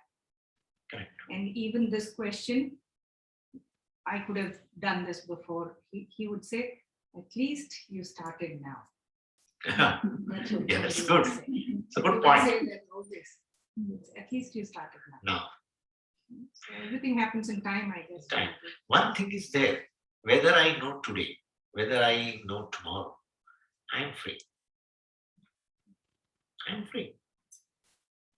My freedom has not been snatched. I am free. Nitya Siddha means what? I am accomplished already. Right? That's the knowledge. I'm already accomplished. Moksha is not something to be gained in life. Moksha is something to be recognized that I am free. There's not gaining. There's no gain. If gain is there, then definitely you feel, when will I gain? When will I gain? Definitely. But if it is already there, then nothing to worry.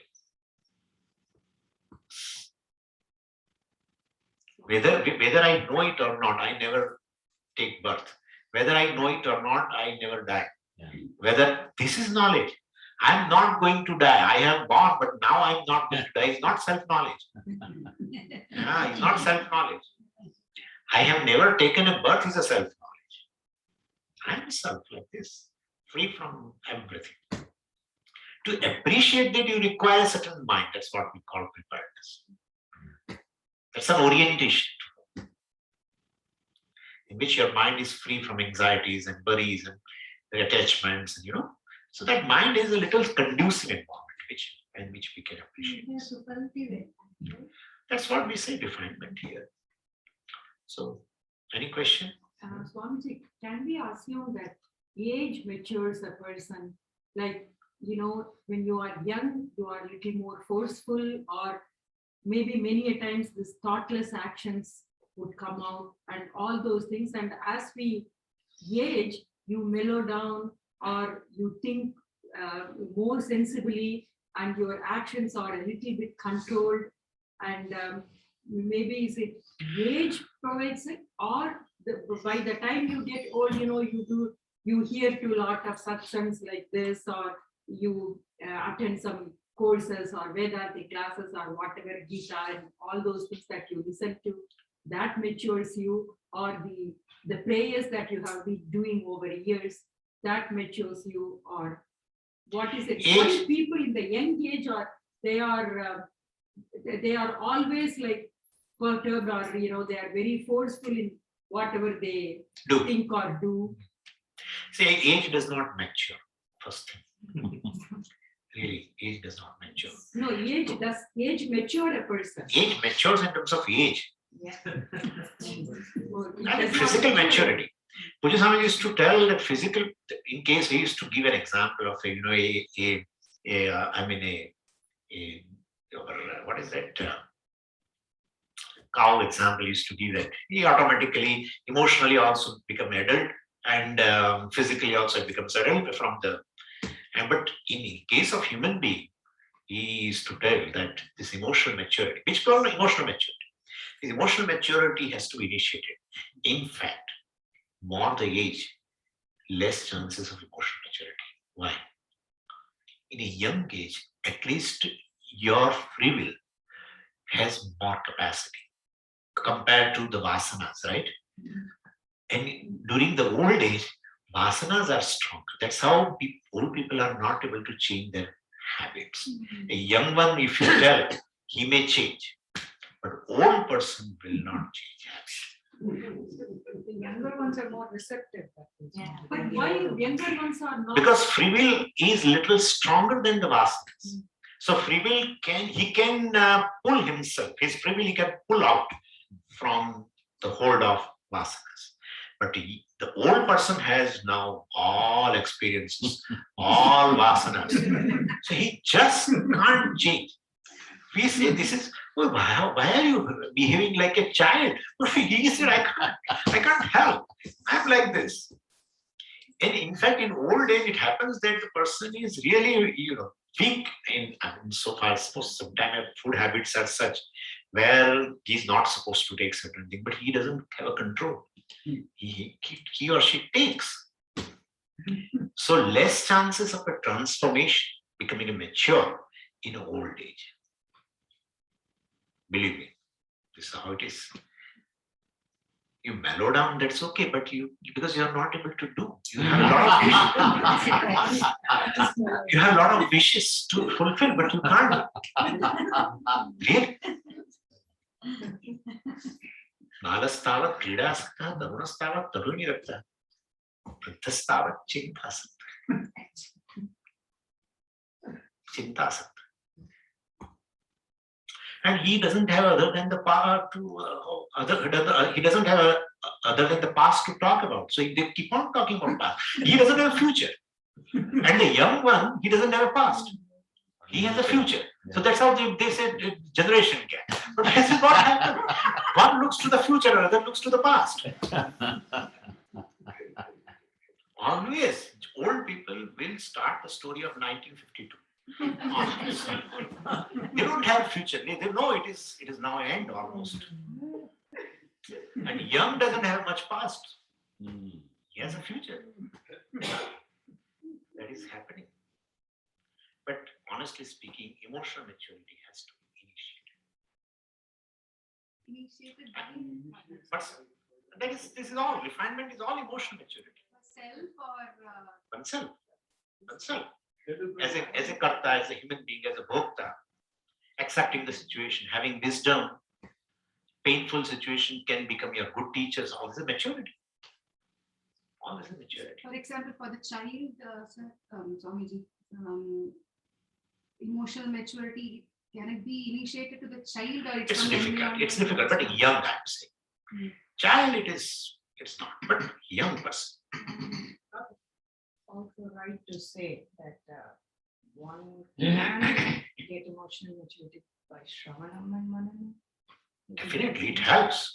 That's how we always say that it's not that sadhan chatushta sampatti one should have and then one should enter into Shravanam. Both the things together. On one side, you listening, and the second, you prepare your mind also together. And in fact, Shravanam helps you to make yourself mature. Because you get a value. More you listen to this, more you get a clarity of the end. And you will realize very clearly that what you really want every moment in your life is this only, nothing else. You are interested in freedom. Swamiji, association with the Shastra also will mature ourselves. Association with all the three. As a moksha, that's what we say, refinement. That's why you said all the association with the Shastra. All the Shastra, teacher and Ishvara. Because Ishvara's grace also, Bhagavan very clearly said, I told you, Machitta sarva durghani mat prasadat tarishyase. That is the only way to become That's what it is. As a moksha, these three associations and Shraddha in the three is very, very important. Very important. If it is not there, one cannot refine oneself as a moksha, as a seeker. One can pursue knowledge, yet in absence of the refinement, the fruits of knowledge will not be there. I want to enjoy the fruit. That people, that's what they say. Your knowledge is very good, but it is theoretical. They say like that. Because they don't get the result of the knowledge. That's how they call theoretical. But they don't know that actually it's lacking the preparation.